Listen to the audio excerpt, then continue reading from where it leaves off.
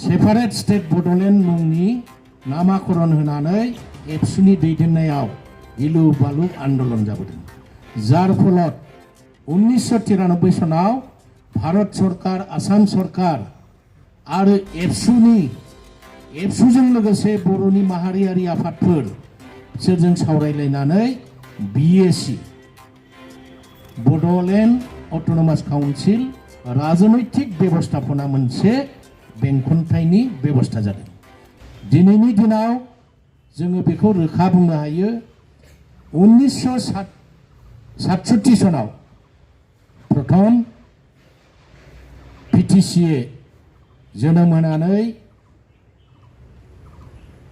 उत्तर ओनसोल आसामनि उत्तर ओनसोलनि ट्राइबेलफोरखौ भाषा, कृष्टि, संस्कृति, अर्थनैतिक आरो राजनैतिक भाबै डेभेलप जानांगौ होननानै सेपारेट स्टेट उदयाचल आवाज होबोदों। बिनि उनाव फैयै फैनानै 1987 निफ्राय सेपारेट स्टेट बड'लेण्ड मुंनि नामाकरण होनानै एबसुनि दैदेननायाव गिलु बालु आन्दलन जाबोदों। जार फलत 1993 सनाव भारत सरकार, आसाम सरकार आरो एबसुजों लोगोसे बर'नि माहारियारि आफादफोर बिसोरजों सावरायलायनानै BAC बड'लेण्ड अट'नमास काउन्सिल राजनैतिक बेबस्थापना मोनसे बेंखनथायनि बेबस्था जादों। बिनि लोगो लोगोनो आसाम सरकारा बाध्य जाबाय बर'फोरनो जुदि बड'लेण्ड अट'नमास काउन्सिल होबायब्ला बिसोरनो राजनैतिक अधिकारखौ होनानै अर्थनैतिक, भाषा, कृष्टि, संस्कृति जुदि बिसोरनो होनाय जाबायबा बड'लेण्डनि नामाव, बर' माहारिनि नामाव गुबुन हारिफोरनोबो होनांगोन होननानै पर्यायक्रमै राभा आश्रम, तिवा काउन्सिल, देउरि काउन्सिल, सनवाल काउन्सिल, मिसिं काउन्सिल होनो बाध्य जादों। तो दिनैनि दिनाव आरोबाव बे जथेस्थ नङा होननानै बर'फ्रा विभिन्न अर्गेनाइजेशननि आन्दलननि गेजेरजों 2003 सनाव भारतनि संविधाननि गन्डिनि सिङाव 6 शिड्युलनि आधाराव बड'लेण्ड अट'नमास काउन्सिल जों मोननो हादों। बिनि उनावहाय आरो बेनो जथेस्थ नङा होननानै आन्दलन खालायनानै 2020 सनाव शान्ति सुक्तिनि नामाव बे BTC-खौ आरो एनहेन्स खालामनो, आपग्रेड खालायनो शान्ति सुक्तिनि दारै BTR नामाकरणनि मोनसे सुक्ति जाबावदों। दिनैनि दिनाव जोङो उपलब्धि खालामनो हायो बर'फ्रा आन्दलन खालामनानै अट'नमास काउन्सिल मोननायनि गेजेरजोंनो गुबुन गुबुन ट्राइबेलफ्राबो अट'नमास काउन्सिल मोननानै बिसोरो राजनैतिक भाबै सांग्रां जाबाय आरो अर्थनैतिक दिगाव सांग्रां जाबाय, शिक्षानि बेला बिसोरो डेभेलप जाबाय। बिसोरो जुदि ज' जाफिननांगौब्ला आसामखौ बिसोरो सासन खालायफिननो हागौ। बै प्रागज्यतिक कामरुप बे सिन्ताधाराखौ लाबोनानै जोंखौ बोरै खुब टेकफुल्लि गाग्लोबफिननो हायो, जोंनि पावारफोरखौ बोरै स्क्रेप खालायफिननो हायो, बिनि कौशलखौ जोंनि शत्रुफ्रा खालायबाय थानायखौ जोंनाव नोजोराव फैदों। तो गतिके जों ट्राइबेल संघआ बेखौनो एवारनेस खालायबोबाय थादों आरो बेखौ उपलब्धि खालामनानै 2015 सनाव जोङो सानबायमोन बैसोर साननाय बायदि जों खालायनो हासिगोन। पलिटिकेल पावारखौ जोङो आसामाव बाहायहैनो हासिगोन, सेनानै लानो हासिगोन।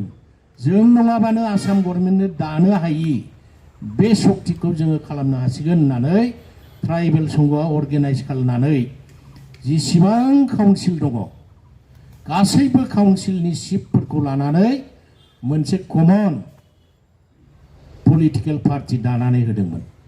बेवहाय हाग्रामा महिलारि सारा आफादगिरिमोन, दानि tribal affairs and education minister रनज Pegu बिथाङा बै समाव मिसिं काउन्सिलनि चिफमोन। बिथांखौ जेनेरेल सेक्रेटारि बानायनानै कार्बि आंलंनि अट'नमास स्टेट डिमान्ड कमिटिनि लिडार जयन्त रम्फिमोन, राभा आश्रमनि जेसेबां काउन्सिल दं गासैबो चिफ आरो जोंनि इन्टेलेक्चुयेल आरो पलिटिकेल लिडारफोरखौ लानानै UPF नामनि मोनसे पलिटिकेल पार्टी दाबायमोन। लोगो लोगो आसामनि बुद्धिजीबिफ्रा गिख्रंनानै AGPयानो जोंबो जिहेतु रिजनेल पार्टी जोंखौबो बे UPFआव लाफानांगौ होननानै आवेदन खालामदोंमोन। किन्तु जों दुर्भाग्य जोंनि सुथ्रुनि फाव फान्दायनायाव UPFआ जोनोम जानायनि उनावनो गोमोरलांफिनदों। एक बोसोरबो थावरिनो हायाखिसै। बिसिनि डिवाइड एन्ड रुल पलिसिजों बे गोमोरलांफिनदों। भबिष्यताव जों बेखौ सानफिननांगोन।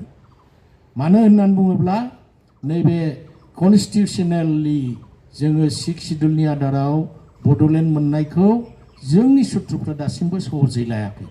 सायावल' बिसोरो मिलायनानै दङ, किन्तु खायदा कौशल खालामनानै बोरै बेखौ गावसिनि आखायाव लाबोनो हायो बिनि कौशलखौसो खालायगासिनो दङ। गतिके अल आसाम ट्राइबेल संघआ नन पलिटिकेल अर्गेनाइजेशनब्लाबो ट्राइबेलनि गेजेराव राजनैतिक संकट जायोब्ला बेखौ आलोचना पर्यालोचना खालामनायनि मोनसे एजेन्डा दं। बिनिखायनो आङो नैबे बाथ्राफोरखौ खारन ट्राइबेल समस्या राजनीतिजों अतप्रोत जड़ित दं। जिखुनु समस्याखौ आलाप आलोचनानि गेजेरजों राजनैतिक भाबैसो समाधान खालामनो हायो आरो राजनैतिक भाबैसो जोंनि अधिकारखौ जोङो सेनानै बा बिख'नानै लाबोनो हायो। बिनिखायनो राजनीतियाबो आलोचनानि मोनसे बिषय। बिनिखायनो जोङो बेखौ एक्टिभलि जोङो रल लायाब्लाबो आलोचना आरो चर्चाखौ खालामनो बाध्य जादों। गोबां बाथ्रा बुंनो सानाखै। ट्राइबेल संघआ जि उद्देश्य लक्ष्य लानानै खामानि मावबोनो जोनोम जादों दासिमबो मावगासिनो दं। नोंथांमोननो आं एकदम सर्टकाटै बुंनांदों। आं बुंदों दहायनो साख्रि बाख्रि रिजार्भेशननि खोथा, पलिटिकेल रिजार्भेशननि खोथा, भाषा संस्कृतिनि खोथा। बेवहाय जोङो जथेस्थ बे माहारियारि विभिन्न माहारियारि आफादफोरजों लोगो नांनानै खामानि मावदों आरो कमन जिथुनाखि ट्राइबेल इस्यु आसामनि बेखौ जोङो मावनायजों लोगोसे आरो गासैबो माहारियारि ट्राइबेल माहारियारि आफादफोरखौ इनभल्भमेन्टआव लाबोनानै जयै गोख्रोङै आवाज होनो खामानि मावनो थाखाय जोङो 2012 सनाव CC2A होननाय मोनसे कमिटि दानानै जोंनि कमन इस्युफोरखौ खामानि मावबोदों। CC2A माने coordination committee of tribal organisations of Assam. दिनैनि दिनाव बे संगठनाव आवेदन खालाय जों सिगाङाव अकल छात्र संगठनफोरखौल' लादोंमोन 14टा जातिनि। जोंहा अल आसाम ट्राइबेल युथ लीग आरो ट्राइबेल संघ जोङो टटेल 16टाल'मोन, 28टा जाबाय दा। ट्राइबेल माहारिनि विभिन्न जातीय संगठनफ्रा जोंजों ज' कमन ट्राइबेल इस्युआव खामानि मावनो होननानै आवेदन खालायदों। जोङो लाथावथाव अर्गेनाइजेशनफोरखौ लानानै ज'यै खामानि मावबोदों। बिनि लास्ट मोनसे रिजाल्टखौ आं होनो सानदों। थांनाय नभेम्बर दाननि 10 तारिखआव गुवाहाटीनि सनापुराव जोंखौ गासैबो दिगै ध्वंस खालामनो थाखाय आसामनि जितु पलिसि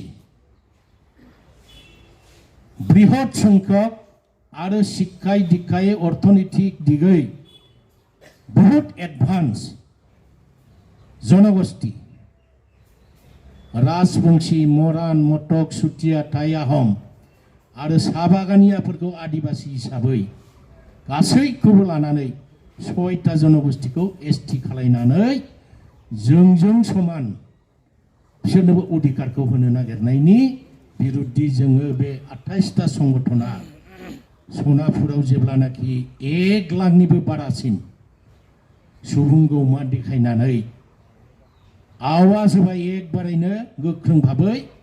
दिनैनि दिनाव आसाम गभर्नमेन्टआ बेखौ एसे दोनथ'नो बाध्य जाबाय।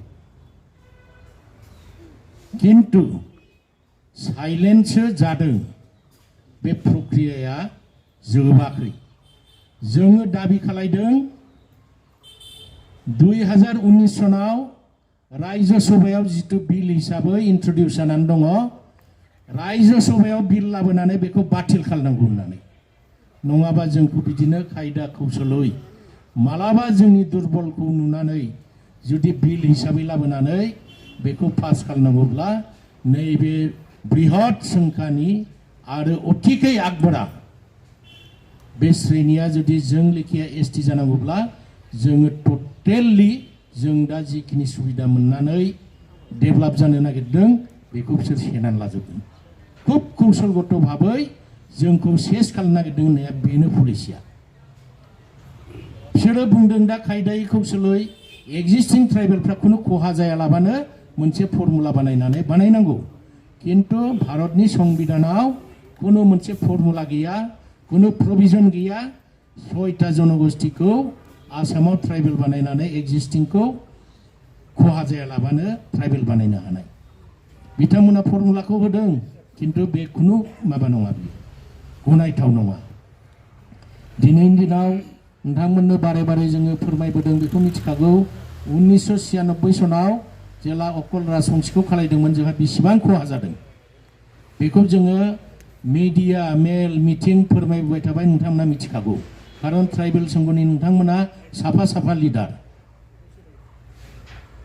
नङा होमबा दा बेखौ जोङो होबथाथ'नो हादों एक्सपार्ट कमिटि दानानै सारा भारतनि आयेनफोरखौ स्टाडि खालामनानै पर्यालोचना खालामनानै एक्सपार्ट कमिटिया जोंनो रिपर्ट होबाय जोङो बे आसामनि 6टा जनगोष्ठीखौ एसटि खालामनायनि जितु ग्रुप अफ मिनिस्टारा मोनसे रिपर्ट होदों बे खुनु प्रकारै एक्सेप्ट खालामनो हाया आरो बेखौ बाद होनांगौ होननानै जोङो आसाम गभर्नमेन्टआव अलरेडि थांनाय माबानि फेब्रुवारिनि 6 तारिखआव जोङो मेमरेन्डाम आखारै दाबि खालामबाय दा बेफोर डाटाफोरखौ आं लाबोजोबदों बोथोरा बारा थिग नङा एसे फ्रि फैबाय